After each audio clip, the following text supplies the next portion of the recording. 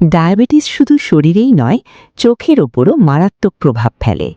আজ আমরা জানব ডায়াবেটিসের কারণে চোখে হওয়া একটি গুরুতর সমস্যা, ডায়াবেটিক রেটিনোপ্যাথি সম্পর্কে। প্রথমে থাকে মাইল্ড এনপিডিআর। এই পর্যায়ে চোখের রেটিনার ছোট রক্তনালীগুলো দুর্বল হয়ে যায় এবং সামান্য ফোলা বা লিকেজ দেখা দেয়। সাধারণত এই অবস্থায় খুব বেশি লক্ষণ বোঝা যায় না। পরবর্তী ধাপ হল মডারেট টু সিভিয়ার এনপিডিআর। এই সময় রক্তনালীগুলো আরও বেশি ক্ষতিগ্রস্ত হয়, রেটিনায় পর্যাপ্ত রক্ত পৌঁছতে পারে না, ফলে দৃষ্টি ঝাপসা হওয়া, চোখে অন্ধকার দেখা এ ধরনের সমস্যা শুরু হতে পারে।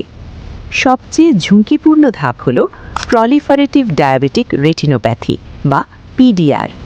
এই পর্যায়ে চোখে নতুন অস্বাভাবিক রক্তনালী তৈরি হয়, যা খুব সহজেই ফেটে যেতে পারে।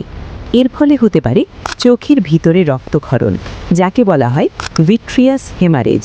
এতে হঠাৎ করে চোখে কালো দাগ দেখা বা দৃষ্টি অনেকটাই কমে যেতে পারে। তাই যারা ডায়াবেটিসে ভুগছেন, নিয়মিত চোখ পরীক্ষা করা অত্যন্ত জরুরি।